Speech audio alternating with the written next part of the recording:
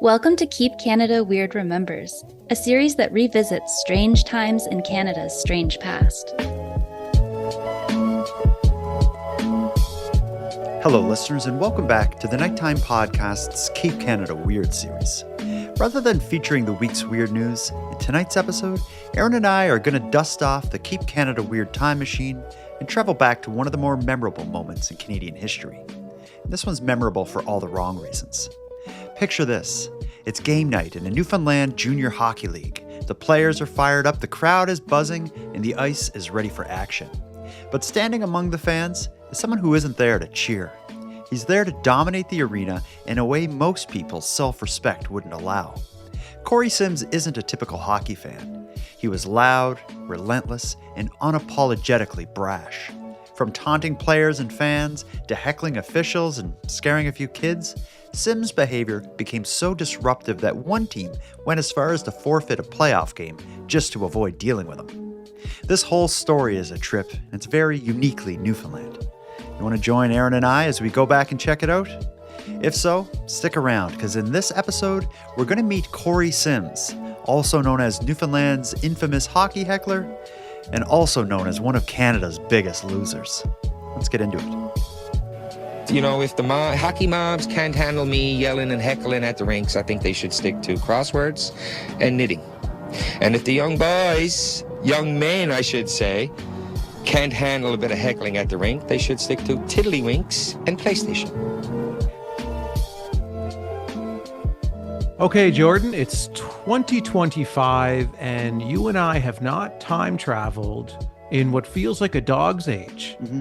I think we should dust off the time-traveling KCW machine, and I think you should pull out a time-traveling map, close your eyes, and drop your finger somewhere interesting in Canadian history.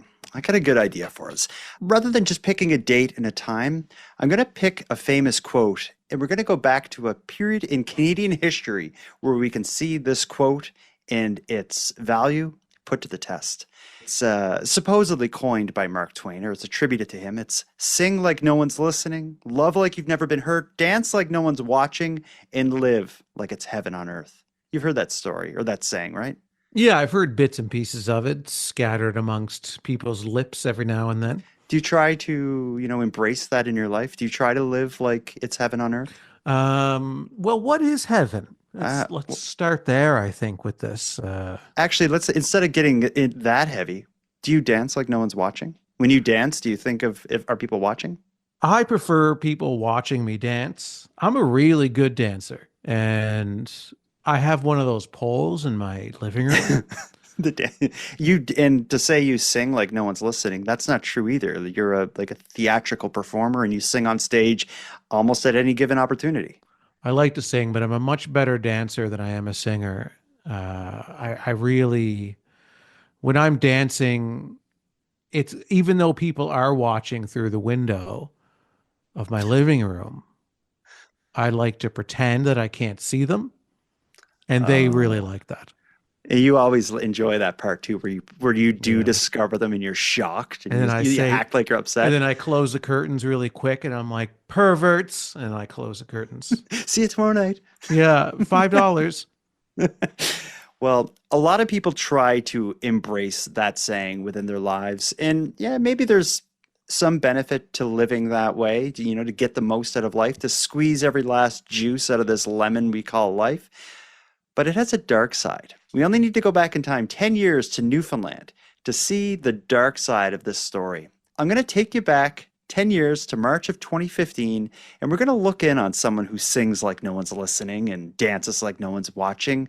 But I don't know. I'm starting to question this saying as a result of this man. Let's hear about the man who may be the biggest loser in Canadian history, the hockey heckler of Newfoundland, Corey Sims. Hit go on that time machine, Aaron. Okay, I'm going to push the time button, and away we go. To introduce the story, I think the best thing to do is start with an excerpt of a CBC article that covers a Newfoundland junior hockey team that refused to play in a playoff game due to a heckler. That's a big decision to back out of a playoff game. If you're a hockey player, a junior hockey player, the playoffs, that's your time to shine. To not play a game because of a heckler is a big deal. Why don't you read the story if you have it in front of you there? I do have it in front of me. The Conception Bay Junior Renegades forfeited their semifinal game against the St. John's Caps in this past weekend, citing concerns over an abusive fan. The team is calling on Hockey Newfoundland to step in and address the situation, which they say has been escalating for years. A member of the Renegades executive team described this fan as extremely aggressive and said he has been banned from multiple arenas across the Avalon Peninsula. That's a big, big thing. To be banned from that many arenas, it's unprecedented. To be banned from any arena, I think is a big deal. You got to be an idiot to get banned from like small town hockey arenas. Come on. Well, anyway. However, despite these bans, the individual continues to attend games, creating a tense and uncomfortable environment for players, families, and spectators. He's screaming and yelling at the players. He's yelling at the parents. His behavior goes far beyond heckling and has an emotional toll on attendees, including young kids. I saw a child no older than 7 or 8 in tears because of this guy's outbursts. We have decided to forfeit the game rather than subject our players and staff to further abuse. The decision automatically advanced the Caps to the finals, a decision the Renegades appealed but were denied. Renegades management expressed frustration with the decision, noting that the league had sent the fan a letter earlier this month banning him from all junior hockey league events, but are not enforcing it. The Renegades now plan to escalate their concerns to Hockey Newfoundland, hoping for stricter enforcement of bans and greater action to prevent abusive behavior at games. So we'll use this story, this article as our starting point, but we're going to go deeper into this story. Thankfully, the time machine brings us right back to the there and now, so we can see this play out. But what are your first thoughts? Like, you know, a hockey heckler at junior hockey games, it's not uncommon that there's going to be someone up in the stands booing or, I don't know, maybe like cheering for a fight or something like that. But what we hear described here is like repetitive, over-the-top heckling to the point of like harassment and abuse, as evidenced by the fact that the team was unwilling to play. They didn't want to subject themselves, their families, you know, to this guy's behavior. Yeah. I wonder why they weren't enforcing the ban. What's the issue there? We're going to learn more, and we'll probably learn why they're not enforcing it when we get to meet this guy. I titled this episode, Corey Sims, the Ice Hockey Heckler, aka Canada's Biggest Loser, and I think you'll see why. We're going to hear him go on the local news and defend himself against these allegations that he is abusive to the attendees of the hockey games, and I think you may agree that this guy is the biggest loser in Canadian history. Are you ready to watch along with this news clip? I can't wait to hear what this guy has to say. He sounds like a real legend. Buckle up for this one. He is not a legend, but he is certainly memorable. Here he comes. Frustrated superfan Corey Sims, whose belligerence in the bleachers caused a championship controversy a couple of weeks ago, isn't apologizing tonight. As NTV's Katie Breen reports, he's a heckler and proud of it. Go Caps, go! To Corey Sims, heckling is a part of the game, just like fistfighting and losing teeth. Sims knows his antics get under everyone's skin, but he says, suck it up. You know, if the hockey mobs can't handle me yelling and heckling at the rinks, I think they should stick to crosswords and knitting. And if the young men, I should say, can't handle a bit of heckling at the rink, they should stick to tiddlywinks and PlayStation. Junior B players are between 18 and 22, not kids, and old enough, Sims says, to block out his commentary. He's loud and obnoxious, he knows, but harmless, even though he was once accused of blocking an injured player from getting medical attention, something he denies. In the paper, it said I told a lady that I was going to rip her head off and clean the ice with it. I mean, come on, that's disgusting.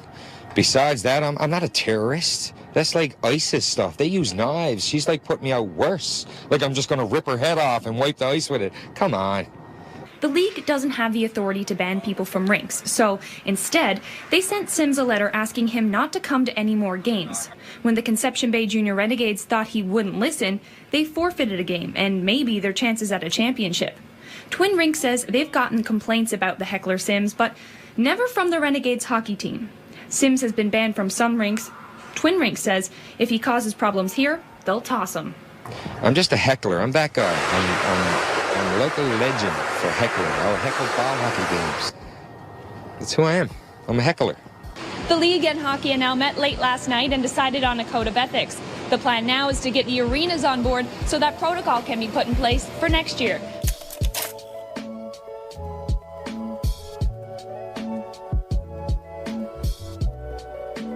He is the biggest loser in Canadian history, in my opinion. Yeah, he's definitely can be argued as that. He's got a very peculiar view on the world in terms of what people can handle and what people can't handle, and what they should do if they can't handle it, like go play Tiddlywinks or PlayStation. I think he thinks he's very funny. Yeah, or for the hockey moms, if they can't handle it, they should go do their crosswords, or what was the other thing he suggested they do? Is it knitting, I think? Knitting, yeah. Crosswords and knitting. But this guy's hobby is yelling at children. In his defense, he's like, young man, because they're 18 to 22. He says, the boys. Yeah. But 18 to 22, it's still...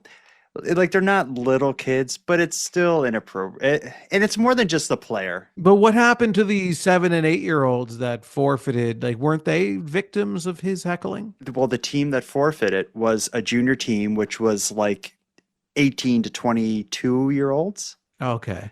But it was like there's children in attendance, and just it's not like... I think to heckle anything that's not the big, well, heckling's stupid anyway, but to heckle anything that's not like the big leagues, like a pro game, you just come across as an idiot. Who wants to be sitting at the game as there's just this one loser there alone, shouting and just bothering people and being boisterous about it? That's just who I am. I'm a heckler. Well, he's got nothing else going on in his life is the problem. I guarantee he doesn't. Doesn't have anything. He doesn't have a wife. He doesn't have his own kids. He probably lives, in his parents' basement, and he probably has a very sad existence. He probably writes down his heckles for the night. He's like, oh, getting ready to go to the rink, boy. I got all these really witty remarks written down. I'm going to scream them at the kids, and everyone's going to think I'm hilarious, and the boys will love it. The boys, I don't think, love it. He probably has his 2 or 3 friends that also that encourage him, that think he's doing this funny thing. But he referred to himself in that clip. It's hard to make it out, but he says, I'm a local legend. I'm the heckler. I'm that guy. I don't know. Legend. I think it's, like I said at the beginning, this is kind of the dark side of dance like no one's watching and sing like no one's listening. Like there's these things that in society you can do. Mm-hmm. And you're it's not like against the law or anything, but you just don't do it out of like common respect for other people. And I imagine he's one of the people that pays no attention to any of that stuff. I can't think of a good example, but what's something like that? I don't know. It's like I don't curse in public around kids. Right.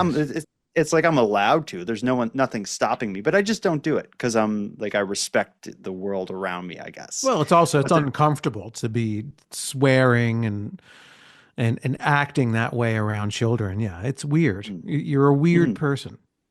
Yeah, I think this is a weird guy. I tried to find out what came, like we have the time machine and we can't be zipping all over time to track this whole story.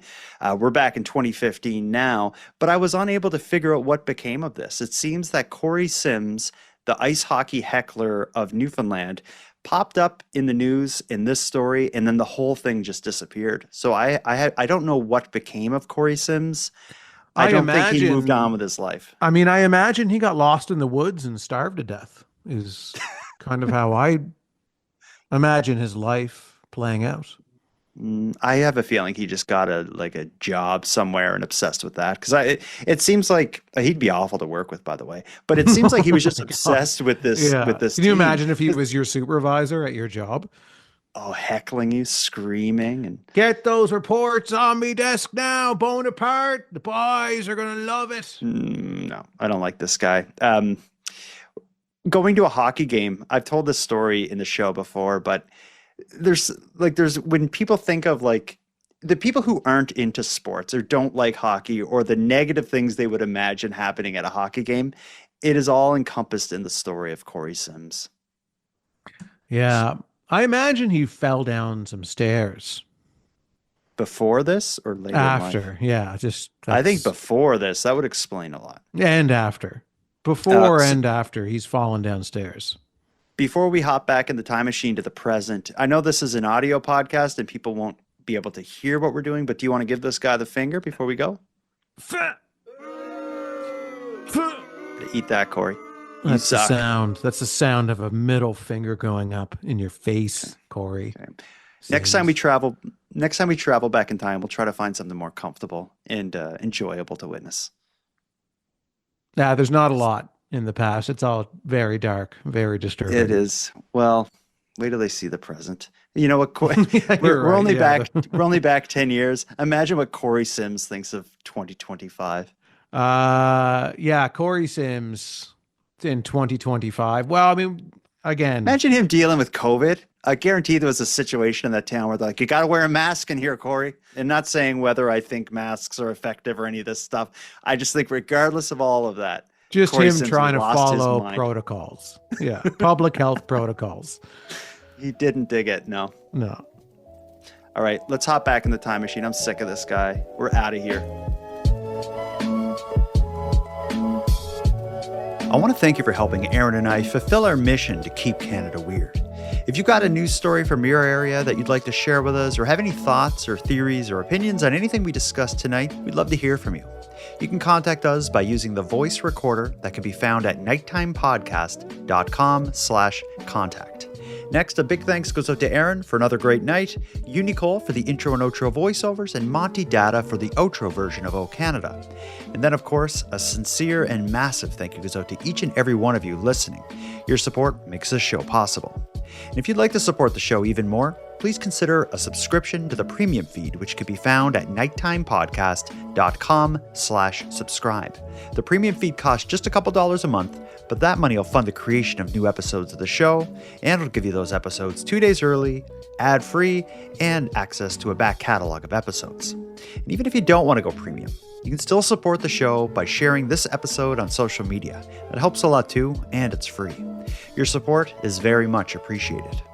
So with all that said, until next time, take care of each other, hug your loved ones tight, and together, let's keep Canada weird. Keep Canada Weird is written, hosted, and produced by the Nighttime Podcast.